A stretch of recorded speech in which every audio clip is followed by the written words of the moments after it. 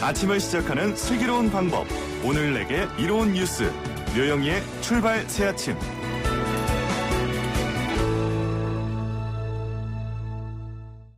노영희의 출발 새아침 3부 문을 열었습니다. 9100 쓰시는 애청자분께서요. YTN 라디오의 앱 리뉴얼을 축하드립니다. 해외를 자주 가는 저로서는 국내 소식을 실시간으로 전해드리는 YTN 라디오가 있어 아주 편리하답니다. 친구와 동료들에게도 권해줘서 주변인 모두 YTN 팬입니다. 아침부터 저녁까지 스마트폰을 통해서 애청하고 있네요. 이렇게 보내주셨고요. 또 3682 쓰시는 님께서도요. YTN 라디오 작년 8월부터 매일매일 듣고 있어요. YTN과 함께하는 삶의 질이 풍족해졌습니다. 이런 좋은 말씀 주셨습니다. 여러분들도요. YTN 라디오 앱 새로 까시고요. 한번 응모해 보시기 바라겠습니다. 자, 먼저 경제방뉴스 시작합니다. 알면 대박, 모르면 쪽박. 경제방뉴스. 복잡하고 어려운 경제 이야기를 쉽고 재밌게 풀어드리는 시간입니다. 알면 대박 모르면 쪽박 경제방뉴스 참 좋은 경제연구소 이인철 소장 만나겠습니다. 소장님 안녕하세요. 네, 안녕하세요. 네, 여야가 긴급 재난지원금 지급에 극적으로 합의를 했습니다. 다음 달이면 지급이 되겠죠? 그렇습니다. 여야가 이제 2차 원포인트 추경, 이 긴급 재난금 지급을 오늘 29일에 바로 이제 국회 본회의에서 처리하기로 합의를 했습니다. 통과만 되면 이르면 다음 달 4일에는 취약계층을 시작으로 재난지원금이 지급이 됩니다. 첫 지급 대상은 기초생활수급자, 장애인연금, 기초연금 수급자 등 270만 가구인데요. 이들은 이미 정부가 계좌를 확보하고 있는 만큼 별도 신청 없이도 바로 오는 4일부터 현금으로 지급합니다. 나머지 가구는 5월 11일부터 신청을 받은 뒤에 이틀 뒤인 13일부터 지급한다라는 목표인데요. 지급 금액은 40만 원부터 4인 가족 최대 100만 원입니다. 취약계층은 현금으로 나가지만 나머지는 상품권이나 전자화폐 형태로 지급이 되고요. 사용기한은 소비 촉진 필요성을 감안해서 3개월 정도가 유력합니다. 또 재난지원금을 석 달 안에 신청하지 않으면 기부금으로 간주가 되는 이 특별 법안도 발의가 됐습니다. 일단 전국민 지급에 소요되는 예산은 이 지방비를 포함해서 총 14조 3천억 원, 이 가운데 3조 6천억 원은 이 국채 발행, 적자 국채 발행으로 충당이 됩니다. 정부는 이제 긴급재난지원금을 기부할 경우 연말정산 혹은 종합소득세 신고 때 15%의 세액공제를 해줄 예정입니다. 네, 그리고 이 지방비를 충당할 예정이었던 1조 원이 사실은 지방비 하지 않고 기존 예산을 재조정해서 한번 마련해보자 이제 이렇게 얘기가 됐다고 하는데 이 부분 관련해가지고도 앞으로 조금 난제가 있을 것이다. 또 이런 우려도 있더라고요. 그리고요, 이제 국세청이 저소득 가구를 대상으로 주는 근로장려금 조기에 지급하기로 했다는 소식도 있네요. 그렇습니다. 이 저소득층의 근로 의욕을 고취시키기 위해서 도입된 근로장려금, 그리고 자녀 양육을 돕기 위해서 지급되는 자녀장려금, 올해는 지급 시기가 앞당겨집니다. 신청 기간은 5월 1일부터 6월 1일까지인데요. 올해 근로장려금 신청 대상자는 총 568만 가운데 365만 가구입니다. 나머지는 이제 반기 지급을 미리 신청한 203만 가구는 이번 신청 대상이 아닙니다.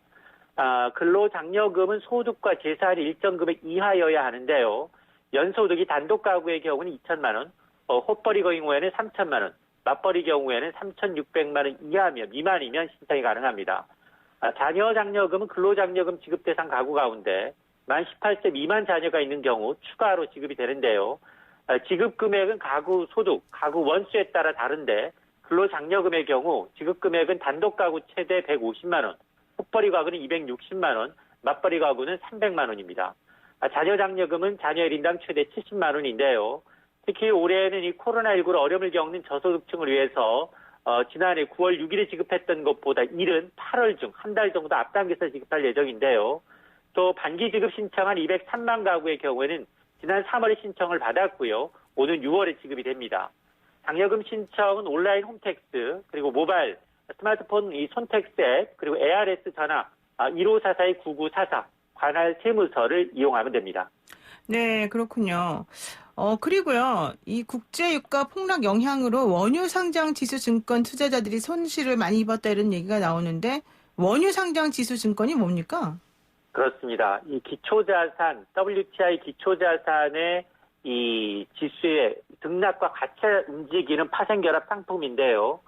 이 서부 텍사스산 이 중진류, 이 상승에 베팅한 개인 투자자들이 몰리면서 가격이 비이상적으로 올랐던 이 원유 레버리지 상장 지수증권 ETN이 거래가 정지된 이후에 매매가 어제 재개됐는데 첫날 또 폭락을 했습니다. 거래가 중단된 동안 이제 WTI 유가가 마이너스까지 떨어졌죠. 여기에다가 기초자산과 시장 가격이 괴율이 치솟자 이걸 부담을 느낀 투자자들이 대거 매도했기 때문인데요. 특히 원유 이 레버리지 상품은 국제유가 등락률의 2배로 움직이는 초고위험 상품입니다. 한국거래소에 따르면 유가증권 시장에 상장된 원유 레버리지 ETN은 총 4종인데요. 4가지 종류 가운데 2개의 종류가 주가가 어제 하루 만에 전일 대비 60% 가까이 떨어진 하한가를 기록했습니다. 자, 문제는 금융감독원이 이런 상품에 대해서 위험 이 등급의 소비자 경고를 발령했습니다만 그 이후에도 지난 11일부터 지난 24일까지 개인 투자자들이 유가 상승에 베팅한 이 상품에 무려 1조 3천억 원이 넘는 자금이 몰린 겁니다. 이들 종목은 앞서서 이제 기초자산 가치와 시장 가격이 이제 불일치돼서 사흘 동안 이제 거래가 정지됐다가 재개됐음에도 불구하고 또 한 번 매매 거래가 정지된 상황인데요. 이렇게 당국의 경고에 아랑곳하지 않고 개인 투자자들이 원유 상품에 대거 투입을 하고 있는데 이거는 투자자들의 피해가 갈수록 커질 것으로 우려가 되고 있습니다. 지금 그러면은 우리 소장님 보시기에는 앞으로 이 원유 하락이 계속 좀 유지가 될까요? 이게 이 보통 상품보다 이제 예측이 좀 어렵고요. 국제 유가가 오늘 하루만 해도 이제 이 서부 텍사스산 중진류 기준 25% 이상 급등락하고 있습니다. 네. 자, 이런 비정상적인 가격에다 그리고 이제 투기 자산까지 몰리다 보니까 굉장히 리스크하고요. 원금 청산, 손실 100% 손실 가능성도 있습니다. 그러면 매우 위험한 상황이니까 좀 만약에 투자를 하더라도 조심해서 하셔야 되겠군요. 그렇습니다. 이게 보통 상승률의 2배를 왔다 갔다 하는 상품이기 때문에 굉장히 초고위험 상품입니다. 네. 그리고요. 최근 3년 동안 빚을 내서 집을 구매한 사람들이 사실 있었습니다. 30대들이 뭐 주도했다 이런 얘기도 나왔는데 고소득층하고 저소득층 간의 부동산 가격차가 그러니까 더 심해지더라 이런 결과가 나왔네요. 맞습니다. 최근 이 3년 새 5억 원이 넘는 아파트를 산 사람들은 평균 1억 8천만 원 대출을 받아서 이 아파트 가격이 대출받은 돈의 절반이 넘는 1억 원가량 오른 것으로 조사가 됐습니다. 비싼 집일수록 가격 상승폭이 더 컸는데요. 신한은행이 전국의 이 경제생활자 10,000명을 대상으로 조사한 결과입니다.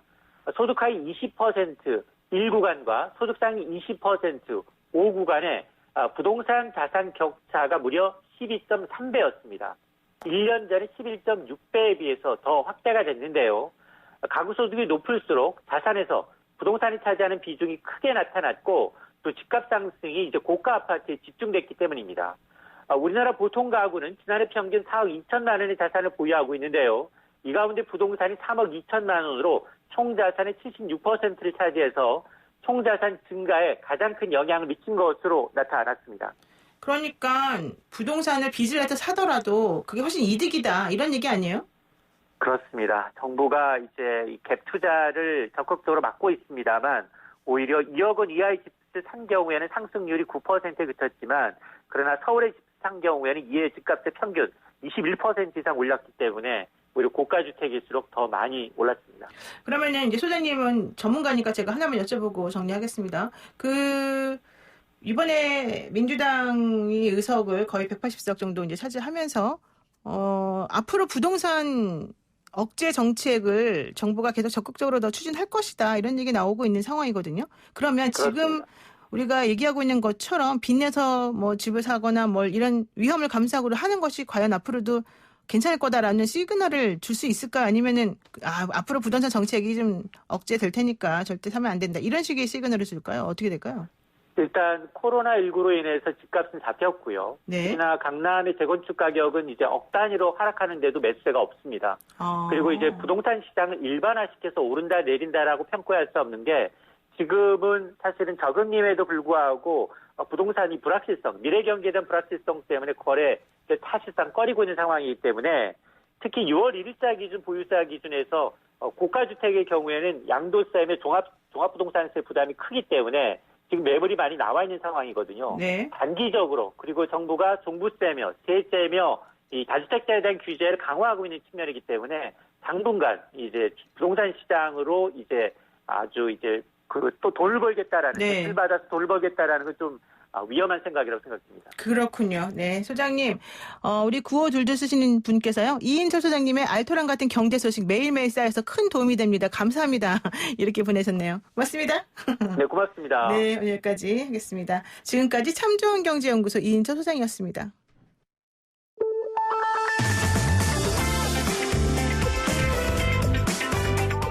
영희와 함께하는 슬기로운 출근길.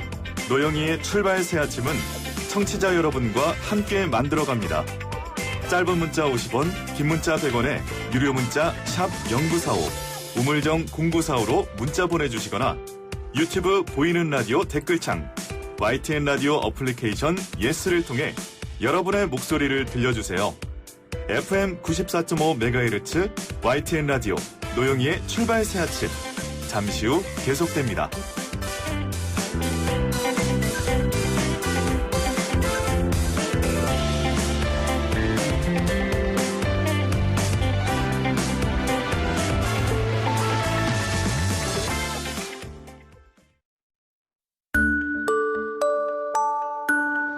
시사 인물 토크쇼 한 분만 판다. 한 명의 인물과 그를 둘러싼 이슈를 끝까지 파보는 시간입니다. 시사인물 토크쇼 한 분만 판다. 시작하겠습니다. 정말 저는 이 두 분 너무 좋아하는데 함께 하실 두 분 소개하겠습니다. 말이 좀 안 나오죠? 제가 너무 좋아하는데 이러려고 했는데. 본심이 아니니. 그런가요? 자, 김영선 시사평론가 나오셨고요. 네, 안녕하세요. 김현서입니다. 네, 김태현문에서 함께 하겠습니다. 네, 안녕하세요. 네, 한 분만 판다. 오늘의 주인공 만나봅니다.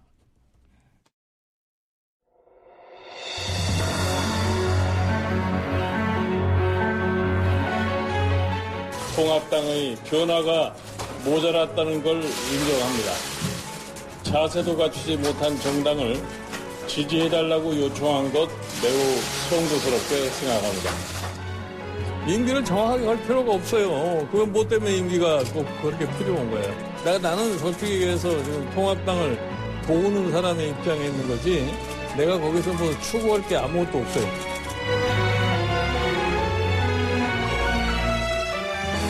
네, 누군지 아시겠죠? 김종인 미래통합당 비상대책위원장 내정자. 아직까지는 내정자라고 얘기를 해야 될 것 같은데요. 내정자의 목소리였는데요. 조금 궁금하긴 해요. 이렇게 비상대책위원장 이런 거 하시면 월급은 얼마나 받으실지 많이 받으시겠죠? 제가 너무 속물적이죠? 아, 참. 네, 그러세요. 아시나요? 김태현? 명예로운 자리. 급여가 있는 돈 안 받아요? 명예로운 자리. 급여가 있는 건 아니고 카드 정도 주실 항공비가 거예요. 그렇지, 있어요. 카드. 아, 그래요? 네, 그러면 이렇게 힘든 일을 왜 하시죠? 돈도 안 받는데. 대부분 당대표들이 이제 현역 의원들 많이 하잖아요. 그러니까요. 현역 의원들 많이 하고. 근데 이제 이분은 외부 사람이잖아요. 그래도. 근데 뭐 김종인 비대위원장이 뭐 먹고 사는 거 걱정 있으신 그렇지. 분은 아니라고. 아, 그러시군. 근데 이제 이 정도 수준의 정치인들 되면 그냥 뭐 돈 뭐 월급 받으려고 하고 이러는 건 아니니까. 아, 그렇군요. 맞아요. 경제적인 건 아닌 거죠. 진짜 부럽습니다. 네, 경제적인 돈 이슈가 때문에 나 일하는 게 아니다. 이런 말 나도 해보고 싶네요. 야. 자, 김종인 그 미래통합당 그 비상대책위원장 내정자. 지금 미래통합당 상황 속에서 이 김종인 비대위 체제 정답이냐 아니냐 이것부터 우선 먼저 얘기를 한번 해보고 진행하겠습니다. 자, 우선 정답일까요? 아닐까요? 누구부터? 네, 일단 김현상 평론가님. 정답 자체가 없는 거 아니에요? 아, 이런 건 정답이 없습니까? 그렇죠. 여기서 정답은 있을 수 없죠. 그러면은 사실 무슨 답이라 해야 되죠? 이게 차선, 차선? 그러니까 차악, 뭐 최악을 피하고 차악을 선택하는, 그러니까 어쩔 수 없는 선택을 할 수밖에 없는 상황인데, 네. 지금 김종인 비대위원장 체제를 비판하는 사람들이 과연 그러면 어떤 체제로 가야 되느냐라고 얘기했을 때 대안을 내놓지 못하고 있어요. 이제 그게 문제죠. 예를 들면 김종인이 아니냐는 프레임이 지금 어찌됐든 찢어진 거거든요. 네. 그러면 김종인이 아닐 때 어떻게 갈 수 있냐 이 얘기를 해야 되거든요. 그럼 사람이 나와야 되잖아요. 그럼 거기에 예를 들면 홍준표가 할 겁니까? 예를 들면 뭐 유승민 전 대표가 할 겁니까? 예를 들면 뭐 이준석 씨가 합니까? 뭐 김세현 씨가 합니까? 근데 이거에 대해서 이제 김종인이냐 아니냐라고 봤을 때 그 아니라는 쪽에 있어야 될 사람들의 들어갔을 때 상당히 이제 그 논점이 안 서는 거죠. 이제 그렇기 때문에 어쩔 수 없다. 그러니까 예를 들면 어쩔 수 없는 흐름으로 지금 가고 있는 게 아닌가 싶어요. 어떻게 보십니까? 김태현 변호사님은? 미래통합당은 80개인가요? 그죠? 80개 좀 넘을 거예요. 지역구만 하면. 지역구? 지역구 미래통합당이니까. 83, 더 아니에요? 얻었죠. 83, 미래통합당만 하면. 통합당만 그렇지. 총 지금 뭐 지역구 250개 정도 되잖아요. 비례 47개 빼면. 250개에서 80개 얻은 정당한테는 정답은 없어요. 그래요 또? 그럼 뭘 해도 정답이 그렇죠. 없어요. 상황이 워낙 안 좋으니까. 그렇다고 하면 기본적으로 정치가 정답이 있는 건 아닌 거고. 그렇죠. 그럼 지금 해서 비대위로 왜 출범하느냐는 거를 보고 그 목표가 뭐냐는 거를 보고 거기에 맞춘 이제 수단을 좀 잡아야 되거든요. 저 뭐 김현성 평론가 하신 거랑 비슷한 얘기인데 지금 이제 반발하는 사람들은 당내 중진들이거든요. 영남 쪽. 그렇죠. 그럼 그분들 누구 하시려고? 누구? 후. 그래서. 후. 그렇죠. 그래서 누구? 그러니까 지금 영남에 있는 다성 중진들은 우리는 다성 중진이야 정치할 만큼 했어라고 얘기를 하는데 배지 한 번도 안 달아본 제가 감히 말씀드리면 영남의 4년과 수도권의 4년 달라요. 전 그래요? 그렇게 봅니다. 영남의 의원 중뭐 거기서 4선 5선 하시는데 네. 한 번도 치열한 선거를 해본 적이 없는 분들이 있어요. 냉정하게 얘기를 하면. 그쪽은 워낙 또 그쪽이 표밭이 부산은 좀 다를 수는 있는데 네네. 그래서 부산은 최근에 좀 아주 녹록하진 않았으니까 특히 TK 쪽은 편한 선거를 해오신 분들이에요. 그렇죠. 그분들이 지금 어쨌든 당내 정치만 잘하면 경선을 통과해서 공천을 받거든요. 본선은 쉽습니다. 공천장 받는 순간 끝이에요, 그냥. 그렇게 해서 3선, 4선 하신 분들이 지금의 당의 어려운 위기를 보고 본인들의 어떤 사심을 가지고 당내에서 우리가 해야 되라는 말이 과연 먹힐까? 그게 김종인 비대위원장 카드보다 더 좋은 카드인가? 그렇게 해서 2년 후에 대선 이길 수 있나? 하나 더 나아가서 2년 후 대선까지만 내년 이맘때 있을 4월이 있죠? 부산시장 보궐선거 이길 수 있을까? 라는 생각을 해보면 네. 그런 관성과 타성 때문에 지금 그 당이 80개가 된 거거든요. 그 당이. 네, 그 당이. 그걸 좀 아실 필요가 있다. 누구죠? 김종인 비대위원장 카드가 네. 최선은 아니에요. 왜? 너무 많이 썼던 카드고. 맞아요.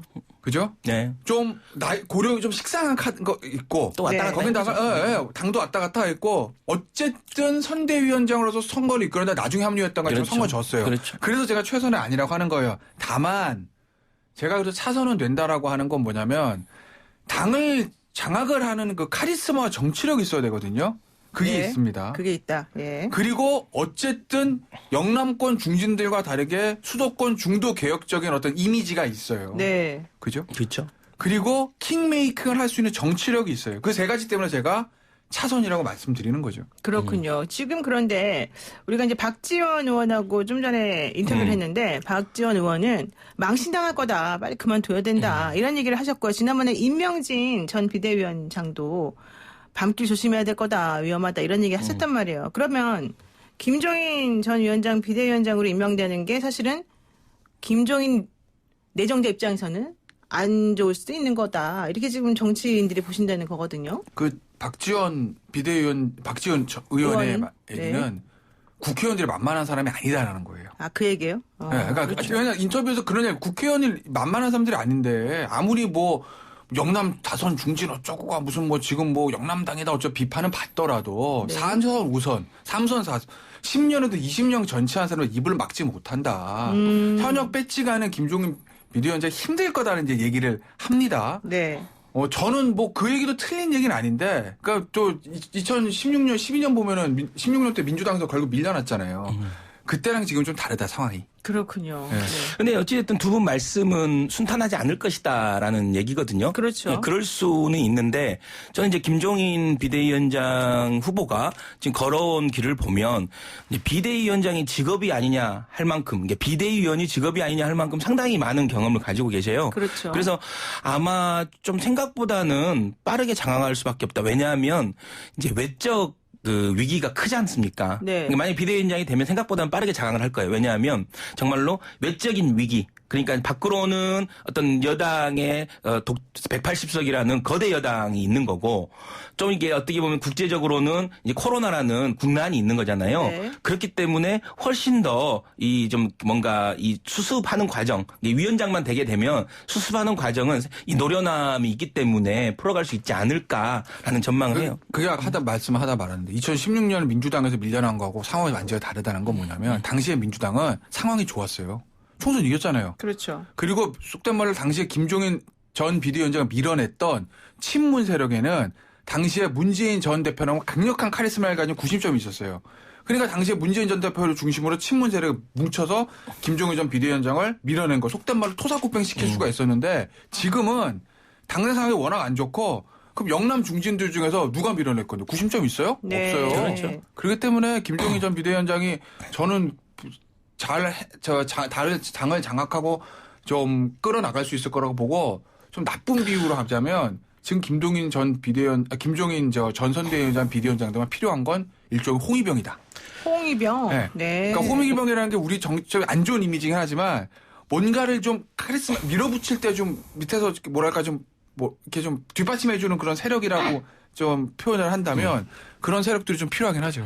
이게 과거에 저는 이제 보면 이 보수든 진보든 악성, 그러니까 정말로 떼내기 어려운 사람들이 있는 거거든요. 네. 이 보수와 진보, 이 지지를 이제 어느 턱을 못 넘게 하는 사람들이 있는데 네. 이것을 어떻게 보면 어떤 제거하는 것 중에 하나가 어떤 그런 나름 의미 있는 세력이 있어서 그걸 국민의당이 사실 과거에 지금의 어떤 민주당이 갖고 있는 호남의 아주 악성의 어떤 구태 정치인, 낡은 정치인을 가지고 가버렸거든요. 네. 그래갖고 정리가 됐듯이 저는 이번에 김종인의 비대위원장이 오게 되면 보수에 있었던 그동안에 좀 뭔가 낡은 정치를 해왔던 다선 의원이나 네. 정말로 골치 아팠던 사람들이 떨어져 나갈 수 있을 것 같아요. 근데 지금 김현석 평론가님 말씀이 사실은 상당히 조금 의미가 있는 건지 중요한 건지 잘못된 건지 모르겠는데 지난번에 안철수 전 대표를 중심으로 해서 민주당에 떨어져 나갔으면 하는 그런 분들이 그렇죠. 떨어져 나갔다고요? 그렇죠. 정리가 된 거죠, 그 당시에. 됐다고요? 맞아요. 호남을 중심으로 한 그래요? 굉장히. 예. 그러면은 지금 국민의당에 그 당시 국민의당으로 갔거나 현재 뭐 민생당이거나 뭐 바른당이거나 이런 분들이 그러면은 좀 안 좋은 분들이 갔다는 거예요? 그러니까 사람이 안 좋다는 얘기가 아니라 그렇다는 저 그렇게 지난주에 하시면 안 돼요. 그 부분 제가 지난주에도 말씀드린 부분인데 네, 네. 사람이 안 좋다는 게 아니라 네. 아까 제가 이제 영남의 보수 정당의 영남의 의원과 수도권 의원의 차이를 말씀드렸듯이 그건 민주당 기울도 마찬가지예요. 호남 사실은 당내 정치 잘해가지고 공천 받으면 깃발 꽂으면 되는 거 아니겠습니까? 수도권 다르죠. 그렇기 때문에 호남에서 4선 5선한 중진들은 어느 정도는 한 번은 물갈이를 해줘야 그래야 당이 좀 새롭게 좀 탈바꿈하는 측면들이 있다고요. 그게 일종 기득권 세력이니까 민주당계라서 호남, 그 다음에 보수 정당에서 영남. 그런데 당시에는 안철수 당시 의원 대표 때문에 인위적으로 어떻게 원하진 않았지만 물갈이가 된 측면이 있다는 거예요. 네, 그래서 네. 지금 그렇죠. 호남 다 초선이잖아요. 네. 근데 보수 정당 영남은 그게 안 돼요. 근데 지금 보면 김종인 비대위원장이 뭐 비대위원을 1년 하든 2년 하든 대선 전까지 하든 어쨌든 그때까지 선거가 없어요. 그럼 사실은 영남 위원장들 물갈이 못 하거든요. 네. 할 수는 없고 뭐 어떻게 하겠어요. 공천이 없는데. 그러니까 지금 뭐 인위적으로 영남의 중진들 물갈이한다 이런 문제가 아니라 네.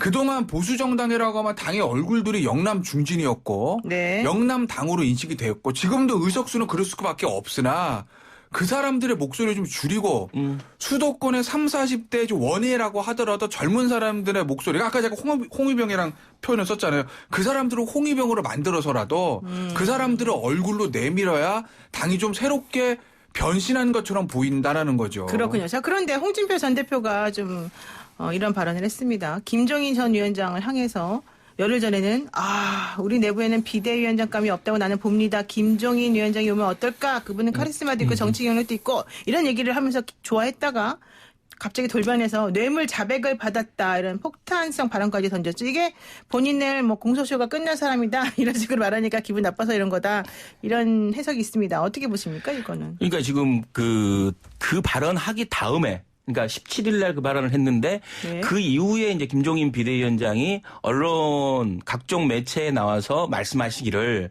다음 이제 보수당에 그러니까 예를 들면 미래통합당의 대권 후보로 40대에 딱 특정을 했어요. 40대의 경제 전문가가 돼야 된다. 70년대생 경제 전문가. 특정을 해. 네. 40년대. 네. 그러면 예를 들면 지금 보수 쪽에서 논의되고 있는 대선 후보들, 그러니까 홍준표 후보라든가, 예를 들면 안철수 후보라든가, 그리고 유승민 후보라든가 이런 논의되고 있는 사람들이 다 제외되는 거예요. 네. 세대적으로 보면.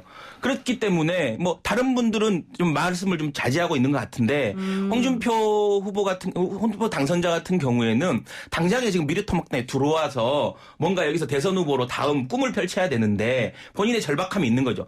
만약에 김종인 비대위원장이 되면 당에 들어올 수 있겠습니까? 안 됩니까? 입당이 되겠습니까? 지금 뭐 우회 입당 뭐 이런 얘기까지 나오는데 네, 그렇죠. 미래한국당으로 들어갔다가 뭐 해야 된다 뭐 이런 얘기까지 나오는데 현실적으로 미래통합당에 들어오기는 어려울 겁니다. 네. 지금 완전히 지금 어떻게 보면 그 승부수 홍준표 당선자 같은 경우는 승부수를 던진 거죠. 네. 그 영린을 걸면서까지 이제 절대 안 되는 거죠. 김종인 비대위원장이 오게 됐을 때 그럼 본인이 밀려나니까 그런 거예요? 뭐 그렇죠. 본인의 이제 꿈을 좌절시킨 거잖아요. 못 들어오게 하니까? 그렇죠. 어떻게 보세요, 김태현 변호사님은? 뭐 그럴 수 있죠. 그러니까 본인이 우군인 줄 알았더니 우군이 그렇죠. 아니야. 그러니까 처음에 그러면은 본인한테 유리한 말을 하면은 좋은 말 했다가 또 아닌 것 같으면은 또 금방 또 딴 말 했다가 이러는 거예요. 원래 정치가? 그러니까 정치가 그러는 게 아니라 네. 정치가 그러니까 지금 노영희 변호사 정확한 지적을 하셨는데 네. 수소년도 아니고 도지사에 대선 후보에 당대표까지 지냈던 사람의 말이라고는 저는 너무 맞지가 않는 거죠. 차라리 일관성 있게 지금 뭐 영남 중진이어도 차라리 야 왜 밖에서 찾아? 우리가 당내에서 할 수 있어. 네네. 뭐 당내에서 당선자 총회를 통해 가지고 뭐 일종 의원총회니까 21대 새로 들어온 사람들이 한 사람을 비대위원장으로 만들고 그다음 빨리 조기 전당대회 하자라고 일관되게 얘기를 하든지. 네네. 아니면 당내가 너무 어려우니 김종인 비대위원장 모셔왔습니다라고 하든지. 근데 말이 바뀌잖아요. 왜 그렇게 했어요? 첫 번째는 왜 찬성했을까요? 지금 당시에 본인하고 이제 좀 잘 될 거라고 생각했나요? 왜냐면 적의 적은 친구라고 홍준표 전 대표 입장에서 적이 누구예요? 영남 중진들이거든요. 본인 못 들어게 하고는. 네. 김종인 비대위원장 하면 그 사람들 확 제어하면 자기가 싹 들어갈 수 있을 거서 할 수 있을 줄 알았거든. 그래서 김종인 했는데 지난번 대선에 나왔던 사람 다 아니라는 거예요. 그렇죠. 나도 그렇죠. 아닌가벼? 김정인 그리고 위원장을 이번 이전도 아니라는 거 너무 아니겠어요? 허투루 본 거 아닙니까? 근데 과거에 이제 네. 그 박근혜 비대위 체제에서 김종인 지금 현대 비대위원장이 비대위원이었어요. 근데 그때 이제 김종인 의원과 이상돈 의원 이런 분들이 강력하게 얘기했던 게 일종의 실세 배제, 네. 그리고 친위 배제 뭐 이런 그렇죠. 거였거든요. 네. 근데 그때도 아마 구원이 있었어요. 비슷한 양상이었거든요. 구원이 있었다. 예. 자, 두 분에게 기쁜 소식을 좀 알려드리겠습니다. 뭐야? 김형채님께서요. 김변님, 김평님 멋집니다. 타 방송사 게스트로 나오시는 것보다 출발세 아침이 훨씬 더 편안해 보이고요. 얼굴이 감자되네요. 아니 감지되네요. 죄송합니다. 감지되네요라고 돼 있고요. 그다음에 잠이 덜게. 얼굴이 좀 더 편안해 보인다. 나 크다고 감자. 근데 0507 쓰시는 분께서 새로운 앱 덕분에 보이는 라디오 보면서 김영사 평론가 목소리만 듣다가 얼굴이 처음 보는데요. 목소리보다 외모가 참 후덕하시네요. 자, 이런 얘기 보내주셨어요. 자, 제가 이제 웃자고 좀 분위기 바꿔보려고 한번 해본 얘기인데, 김종인 비대위가 아니라면 당내에서 내세울 또 다른 리더십이 있습니까? 그러면? 없어요. 없어요? 지금으로는 없어요. 그러면은 두 분 다 그냥 김종인 비대위원장 체제로 갈 거다 이렇게 보시는 거예요? 왜냐하면 지금 네. 비대위원장을 할 수 있는 조건이 전에 책임성이 없어야 돼요. 그러니까 이 실패나 이 총선 패배에 대한 책임성이 없어야 되는 거고 당에 대한 장악력이 있어야 돼요. 이게 83석이지만 그래도 국회의원이 83명이 있는데 이걸 장악해야 되는 장악력이 있어야 되는 그렇죠. 거예요. 카리스마가. 네. 그리고 이제 사심이 없어야 돼요. 본인의 어떤 개인적인 감정이 없어야 되는데 제가 봤을 때는 이 정도 조건을 가진 사람은 김종인 위원장 말고는 없어요. 제가 봤을 때는. 그럴까요? 네. 없죠. 그렇게 그냥 허탈하게 없어 누구? 동의하시는 그리고 거예요? 아마 이런 오늘 뭐 의원총회를 하든 전국위를 하든 만약에 김정희 위원장 이런 문제가 빠그라지게 되면 네. 상당히 한 상당 기간 거기 미통당은 굉장히 혼란에 빠질 그럼 자, 거예요. 좋아요. 심플합니다. 네. 83개 중에서 영남에서는 나오면 안 돼요. 예? 그러면 영남당이라는 이미지가 고착되기 때문에 영남은 안 됩니다. 그럼 수도권이에요. 수도권 누구? 당선된 사람이 없는데 지금. 예를 들어서 뭐 저 노원에 있던 이준석 위원 같은 사람이 만약에 초선에도 이번에 당선됐으면 해볼 만했어요. 네. 근데 현역이 아니기 때문에 쉽지 않다라는 거예요. 그러면은 좋아요. 비대위원장으로 뭐 할 수 없다. 김종인밖에 없다. 이게 두 번 얘기인데 그러면 성공합니까? 저는 그래도 그래서 제가 아까 차선이라고 그러잖아요. 그러니까 문제는 뭐냐면 그러니까 아까 제가 이제 홍위병이라고 말씀을 드렸잖아요. 지금 지지하는 의원이 어느 정도 오늘 이제 당선자 총회하고 오전에 오후에 이제 전국위원회 합니다. 이거 그냥 부결되면 당은 그냥 나락으로 떨어지는 박살 나는 거고 저는 어떤 형태로든지 추인은 될 거라고 보는데 어떤 맞아요. 형태로 그러면은 김종인 비대위원장을 밀어줄 만한 세력들이 있어야 되거든요. 그렇죠. 근데 그 세력들이 지금 중진이라 여의도 안에는 쉽진 않을 거예요. 왜냐하면 영남 중진들이 반대를 한다고 일부 지금 반대를 한다고 하면 그래서 제가 좋은 의미의 홍위병들이 필요하다라고 얘기를 드린 거고 네네. 예를 들면은 김종인 비대위원 뭐라고 그러냐면 대선 후보를 낮춘다. 그러면은 비대위원 구성도 이제 좀 낮추겠다는 거거든요. 네, 그렇죠. 제가 봤을 때는 예를 들면 저보고 짜라 그러면 네. 당선인 중에서는 저 부산 해운대 김미애 당선인. 저는 김태현 지금 변호사님도 좀 비대위원으로 좀 모셔갔으면 좋겠어요. 방송해야 아니 돼요. 이렇게 나와 박정현님께서 김태현 변호사님 줄타기에다가 줄 잘못 써서 인생이 꼬인 거 아닙니까? 이런 얘기 하셨고 갑자기 아까 제가 좀 전에 감자 얘기하니까 갑자기 이 보이는 라디오에 이 시청자층이 많아졌습니다. 갑작스럽게 이렇게 많이. 최문순 지사가 들어온 거 아닙니까? 아닙니다. 자 일단 예를 들면 알겠습니다. 예. 그렇게 해서 원외에도 이제 수도권 젊은 원외위원장도 있거든요. 네네. 그렇게 짜서 그 힘으로 밀어붙이는 게 좀 필요하다. 네. 그러니까 자 김현철 변호사님 하나만 여쭙고 끝낼게요. 뭐냐면 지금 그 70년대생 경제 전문가로 누구를 말하는 거냐 물어봤더니 김세연 의원을 말하는 거다. 이런 얘기들이 있습니다. 맞습니까? 근데 대체로 저는 김세현 의원이나 홍정욱, 전 홍정욱 헤럴드 경제 사장을 네네네. 했던 홍정욱 정도가 네. 결국은 후보 아닌가 싶어요. 그래요. 여기까지 듣겠습니다. 갑자기. 네. 고맙습니다. 네, 고맙습니다. 네. 오늘 한 분만 판다. 김태현 변호사, 김영성 시사평론가와 함께 했습니다. 네. 1380 쓰시는 분께서요. 묻지 않고 다음부터 했습니다. YTN 최애 방송입니다. YTN 그 라디오 앱 다운하셨다는 얘기 하셨는데 옆에 속마음이 들어있네요. 저 내일 이사해요. 층간소음 걱정입니다. 이렇게 보내셨습니다. 저희 제작진이 알아들었을까? 좀 걱정입니다. 좀 둔한 편이라서. 자, 너무 감사드리고요. YTN 라디오 앱 선물 이벤트 많은 분들이 참여하고 계십니다. 한 번 더 안내 말씀드립니다. 새로워진 YTN 라디오 앱 인증샷을 유료 문자 샵 0945 우물정 0945번으로 보내주시면요. 추첨을 통해서 층간소음 매트, 폼롤러, 만두, 커피 쿠폰 등 푸짐한 선물을 드리겠습니다. 짧은 문자 50원, 긴 문자와 사진은 100원의 유료 문자 샵 0945 우물정 0945번입니다. 여러분의 많은 참여 기다리면서 저는 4부로 돌아오겠습니다.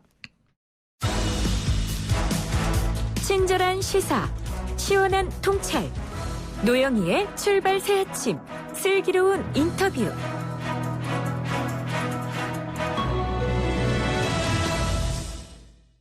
어제 전두환 씨가 고 조비오 신부에 대한 사자 명예훼손 혐의로 1년 만에 광주 법정에 섰습니다. 1시 57분부터 광주지법 201호 형사대법정에서 형사 8단독 심리로 재판이 열렸는데요. 정문으로 올 것이라는 예상을 깨고 1시간 정도 일찍 전두환 씨가 후문으로 도착을 했었다라는 얘기죠. 저도 어제 재판 간다고 말씀드렸는데 저도 사실은 그 광주고법 그 앞에서 봤습니다. 근데 전두환 씨의 모습은 못 봤고 이제 많은 분들이 계시는 거 그리고 경찰들이 전부 다 이렇게 둘러싸이는 이런 모습들은 봤습니다.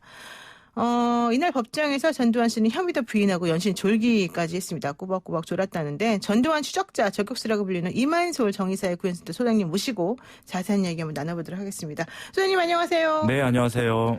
네, 이번에도 광주 재판에 참석한 전두환 씨, 잘 안 들린다. 대답 제대로 이제 못 하시는 분도 많았지만 헬기 사격은 없었다. 이 말은 또 명확하게 했습니다. 그런데 왜 반성하지 않냐, 책임지지 않냐, 사죄하지 않냐 이런 목소리는 대답을 안 했단 말이죠. 어떻게 보셨습니까? 네, 전두환 씨가 비록 12.12 쿠데타를 통해서 무력으로 정권을 찬탈해서 대통령을 지내긴 했지만 그래도 한때 대통령을 지냈던 사람이 형사재판을 받으러 오면서 국민들 앞에서 최소한의 입장 표명 한마디 없이 그렇게 묵묵부답, 침묵을 일관했다는 것은 여전히 참 무책임하고 불성실한 태도다. 이렇게 말씀드릴 수 있을 것 같습니다. 네, 사실 이제 광주 전두환 씨 도착해서 사람들이 이렇게 얘기를 했는데 대답 안 하고 들어갔고 방청석도 사실은 코로나 때문에 원래 들어가실 수 있는 분들보다 절반만 입장을 시켰단 말이에요. 이제 그런데도 그분들이 재판을 보면서 화가 나서 중간중간에 항의하는 얘기도 좀 많이 나왔습니다. 결국은 저번 재판에 대잡이라 그러나요? 도돌이표라 그래야 되나요? 이 똑같은 장면이 연출이 된 건데요. 이번에도 전두환 씨가 고개를 가누지 못할 정도로 재판 내내 꾸벅꾸벅 졸았다는 거거든요. 그러면 혹시 건강 상태가 더 안 좋아서 이렇게 졸은 건가요? 어떻게 된 건가요? 제가 볼 때는 작년 재판에 이어서 올해도 전두환 씨의 증세가 하나가 좀 확인이 된 것 같아요. 아, 그래요? 뭔가요? 뭐냐면 춘곤증입니다. 춘곤증이요? 예, 춘곤증 증세는 굉장히 심한 것 같습니다. 예, 그래서 뭐 이분이 올해 이제 90의 나이에 고령인 점을 감안을 하더라도 뭐 광주 이제 서울 자택에서 광주까지 이동하는 차 안에서 뭐 아마 충분한 휴식도 취할 수 있겠고 네. 그럼에도 불구하고 이렇게 재판에서 2번 연달아 조는 모습을 보이는 것은 재판 자체에 대해서 의지가 아예 없다. 그리고 형사 피고인으로서 뭐 자기 방어에 대한 의지가 없고 이게 재판이 아시다시피 변호사님 이 명예훼손죄는 이걸로 이제 구속까지 가거나 그런 경우는 굉장히 드물지 않습니까? 그렇죠. 그러니까 기껏 해봐야 뭐 벌금 정도나 아니면은 집행유예 나올 텐데 마음대로 해봐라 이런 식으로 아주 불성실한 자기 방어권을 포기한 듯한 태도를 보면서 이 사람이 정말 이렇게까지 뻔뻔하게 나올 수 있는가라는 생각이 들고요. 또 알츠하이머 같은 경우는 네. 이미 제가 2번의 추적을 통해서 많은 국민들께 알츠하이머가 사실이 아님을 밝혀드렸고 이제는 전두환 씨 측이나 그 담당 변호사나 그쪽 비서관들도 알츠하이머라고 주장하는 것이 더 이상 무의미하다라고 판단을 내린 모양입니다. 그래서 이번에는 갑자기 안 쓰던 이 보조기 있지 않습니까? 네네. 청각 보조기 이런 것들 끼고선 잘 안 들리는 척 이렇게 또 연기 비슷하게 했는데 뭐 제가 직접 대화를 나눠본 입장에서는 전두환 씨가 청력이 매우 좋습니다. 왜냐하면 90의 고령이라고 한다면 알츠하이머가 아니라 하더라도 누군가 뭔가 질문을 던졌을 때 한 번쯤은 되물을 법한데 네. 제가 그렇게 많은 질문을 던질 때 단 한 번도 제대로 인지하지 못하는 모습을 보인 적 없이 아주 또렷하게 제 질문을 이해하고 바로 맞받아치는 모습을 보여줬거든요. 그런 걸 봤을 때 이 청각 보조 장치를 사용한 것 자체도 일종의 연출이다. 저는 그렇게 보고 있습니다. 그러니까 이만희 소장님은 전두환 씨가 알츠하이머 환자는 아닌 것 같다 이런 지금 식으로 보시는 거예요? 제가 만약에 의사라고 한다면 100% 아니라고 단언할 텐데 의사가 아니기 때문에 저는 90% 정도만 단언하겠습니다. 그리고 골프장 포착 이후에 전두환 씨 측에서 이런 입장을 내놨어요. 의사가 알츠하이머 증세 완화에 골프가 좋다고 했다. 그래서 치는 거다. 이렇게 그래서 치는 거랍니까? 그런 얘기를 했었는데 그러면 제가 묻고 싶습니다. 12.12 당일날 전두환 씨가 2시간 정도 음주를 아주 과다 음주를 했거든요. 그러면 알츠하이머의 음주도 좋아서 술 마시는 겁니까? 앞뒤가 안 맞는 얘기라고 생각을 하고 그래서 전두환 씨 측에서는 이제 알츠하이머 주장을 내려놓은 것 같아요. 근데 12.12는 옛날에 젊었을 때 한 거 아니에요? 아니요. 제가 말씀드린 건 작년 12.12. 작년 12.12 예. 그 오찬했다는 그렇죠. 그 타임을 말씀하시는군요. 네네네. 그렇게도 듣고 보니까 또 갑자기 막 머리에 탁 뭔가 이렇게 떠오르는 느낌이 드는데. 네, 참고로 말씀드리면 작년 12.12 당일날 강남에 있는 고급 중식당에서 1인당 20만 원 이상의 고급 식사를 그렇죠. 즐겼는데 수백만 원이 네. 나왔다고 그랬죠. 그때 근데 이제 작년에 전두환 씨 그 모임에서 마신 와인이 2종류 이상이었습니다. 예. 그런 것까지 다 아시는군요. 네, 제가 철저하게 조사를 했는데 네. 그 중에서 이제 한 병에 뭐 거의 한 수십만 원에서 100만 원까지 호가는 미국 나파밸리에서 생산된 고급 와인을 마시고 있었는데 네. 또 제가 받은 제보에 의하면 그 나파밸리에 있는 포도밭이 전두환 씨의 차명 소유다. 뭐 차명 재산이다. 이런 제보도 있어요. 그러니까 저는 처음에 미국 교포들이 그 전화를 주셨을 때는 이게 제가 미국에까지 가서 확인할 수는 없는 그렇죠. 거니까 네. 좀 어느 정도는 좀 이렇게 신빙성이 떨어지는 것은 제보는 좀 걸러듣기도 하고 그랬는데 마침 그날 가서 보니까 바로 그곳 나파밸리에서 생산된 고급 와인을 마시고 있더라는 거죠. 그래서 그걸 봤을 때 전두환 씨가 미국의 그 포도밭이 전두환 소유라는 미국 교포들의 이 국제전화 제보가 어느 정도 신빙성이 있는 게 아닌가라고 생각을 하고 제가 여력이 되면 그 부분도 좀 추적을 해볼 생각입니다. 그렇군요. 그런데 전두환 씨는 이제 어쨌든 여전히 그 5.18 민주화 운동 당시 헬기 사격은 없었다 이러면서 어제 혐의를 부인했습니다. 만약 헬기 사격이 있었다면 많은 희생이 있었을 것이고 그런 무모한 헬기 사격을 대한민국의 아들인 헬기 사격수 중위나 대위가 하지는 않았을 것으로 본다 이런 말이었는데 이 발언은 어떻게 보십니까? 전두환 씨가 골프장에서 저한테 이런 얘기를 했어요. 너 군대 어디 갔다 왔냐 이러더라고요. 그래요? 네, 그 얘기의 뉘앙스는 네가 군대에서 뭘 아느냐. 뭐 이제 제가 육군 병장 출신이기 때문에 네. 뭐 장성들의 쿠데타 모의에 대해서는 제가 역사서로만 알겠습니다만 하지만 전두환 씨가 그 얘기를 하는 건 뭐냐면요. 저한테 이런 얘기를 합니다. 내가 군대에 있을 때 명령권도 없고 지휘체계에 있지도 않은 사람이 5.18 발포 명령을 어떻게 내렸느냐 이런 얘기를 했었어요. 근데 그 얘기는 다시 뒤집어 보면은 전두환 씨가 5.18 당시 헬기 사격이 없었다라고 단언하는 것도 어불성설입니다. 왜요? 당시 지휘체계에 없던 사람이 그런 사실을 속속들이 알고 있다는 것 자체가 말이 안 되는 거거든요. 네. 당시에 계엄사령관이나 전남부 계엄사에서 모든 어떤 진압을 이제 주도했고 본인은 당시 이제 보안사령관에 불과했기 때문에 알 수 없었다라고 얘기를 하지만 그 당시에 계엄사가 전두환과 신군부 일당에 의해서 조종됐고 그들은 허수아비 역할을 했다라는 것이 이미 많은 증언을 통해서 드러나고 있지 않습니까? 네. 그리고 전두환 씨 같은 경우는 저는 이해가 안 가는 게 그 전일 빌딩 고층의 헬기에서 쏜 걸로밖에 볼 수 없는 탄원들이 이미 발견됐음에도 이것을 끝까지 방어하는 이유는 네. 헬기 사격 자체는 이건 전시가 아니면은 벌어지기 어려운 굉장히 그렇죠. 고강도의 무력 동원입니다. 그러니까 자위권 차원에서 계엄군이 그냥 총을 발사했을 뿐이다라는 신군부 일당의 논리가 일거에 무너지는 일이기 때문에 전두환과 신군부 일당에서는 헬기 사격에 대해서는 한사코 부인해야만 본인들의 책임이 밝혀지지 않는다. 이런 자기 논리의 정당성을 확보하기 위해서 아마 끝까지 부인할 것으로 보입니다. 그렇군요. 그런데 왜 헬기 탄핵까지 발견된 상황에서 이런 헬기 사격 인정하지 않는 게 본인에게 좀 유리하다고 생각하니까 물론 그렇게 하긴 하겠지만 네. 그게 사실은 우리가 또 속에 양심이라는 게 있으면 그렇게까지 부인하기는 어렵지 않나요? 전두환 씨에게 양심을 기대한다는 거는요. 이 40년 세월이 지나도록 우리가 아직까지 해결되지 않은 거기 때문에 저는 전두환 씨의 양심보다는 전두환에 대한 합당한 처벌, 단죄를 기대하는 것이 더 빠르겠다 보고 있습니다. 그렇군요. 어제 또 있었던 재판 관련해서는 좀 중요한 변화가 있었습니다. 재판장이 교체가 되면서 불출석 허가가 취소가 되고 공판 절차가 이제 갱신이 됐는데요. 앞으로 재판, 전두환 씨가 그럼 출석을 해야 됩니다. 원칙적으로는. 불출석 재판을 해도 좋다 이런 게 이제 취소됐기 때문에 앞으로 어떻게 될까요? 저는 앞으로 절대로 전두환 씨가 자의로는 출석하지 않을 것으로 확신합니다. 네, 왜냐하면 제가 전두환 씨를 추적해서 그 성과를 대중에게 공개할 때마다 네. 전두환 씨 측에서 이런 입장을 내놓습니다. 골프장 때는 전두환 씨가 집에 혼자 있으면 약을 못 챙겨 먹기 때문에 부인 이순자 씨가 골프장에 데려간 거다. 이런 말을 하고 또 12.12 당일에는 그날이 12.12 당일인지 몰랐다. 집에 달력이 없는지 이런 식으로 얘기를 하는데 그 입장을 밝힐 때마다 꼭 끝에 한마디 덧붙이는 게 네. 그래서 전두환은 어쨌든 재판은 참석하기 어렵다. 그런 입장을 계속해서 반복해서 내놔요. 그래서 제가 그걸 봤을 때 전두환 씨는 자기 마음대로 골프도 치고 비싼 밥도 먹고 하고 싶은 거 다 하고 다니고 또 연희동에 있는 맛집 탐방도 다니고 하지만 광주에 재판받으러 가는 것만큼은 절대로 못하겠다. 이런 얘기를 계속해서 밝혀왔습니다. 네. 그러니까 본인이 광주에 재판을 가는 것 자체가 굉장히 부담스럽고 하기 싫은 일이라는 것을 보여줬기 때문에 저는 강제구인장이 발부되지 않는 한 전두환 씨가 성실하게 피고인으로서의 의무를 다할 거로 보기에는 대단히 난망한 일이다. 이렇게 보고 있습니다.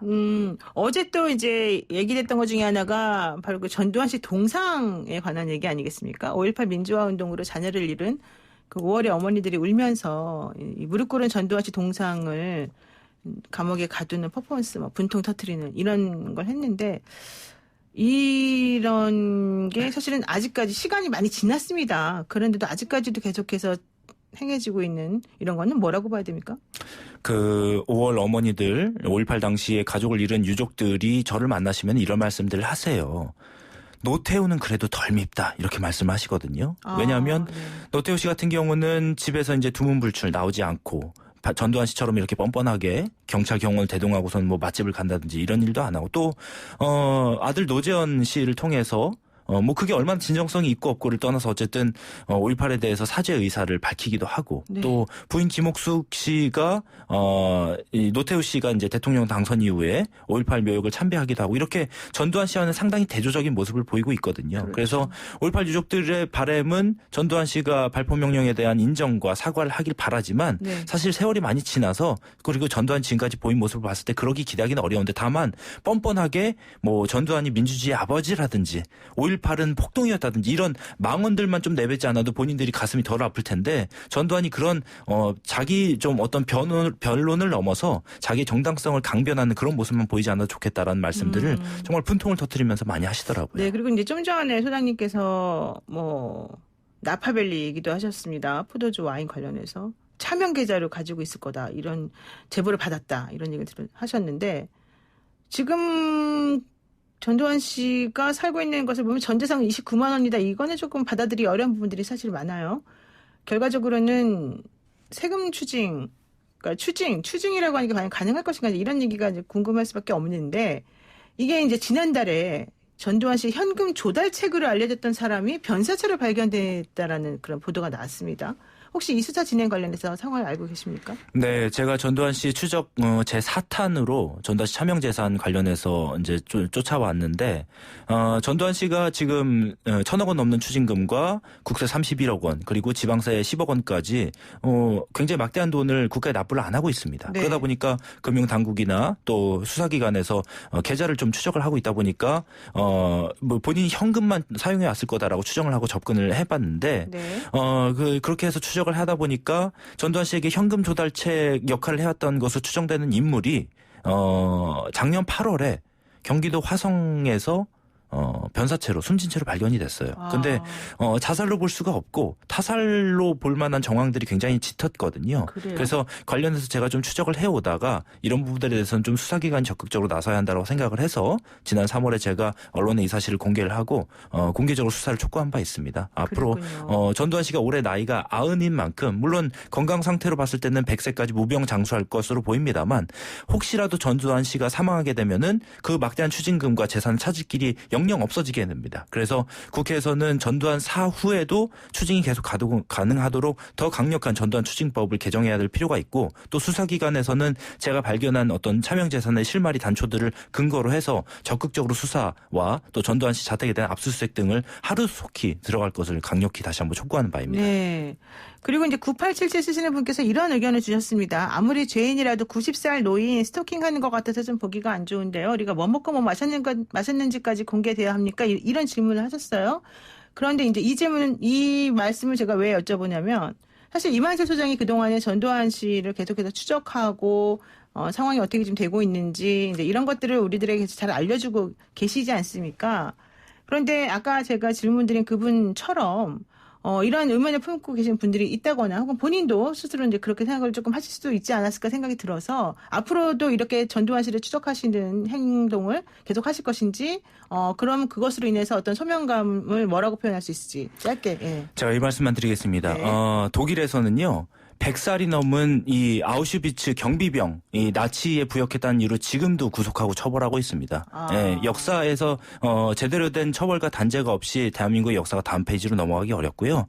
전두환 씨에 대해서 단순한 스토킹이 아니라 반성하지 않는 전두환 씨에 대해서 여론의 환기 그리고 국민의 관심을 계속해서 불러일으키기 위해서 활동을 해왔다는 점 말씀드립니다. 그렇군요. 네, 오늘 말씀 여기까지 듣겠습니다. 고맙습니다. 예, 감사합니다. 네, 지금까지 이만솔 정의사회구현센터 소장이었습니다.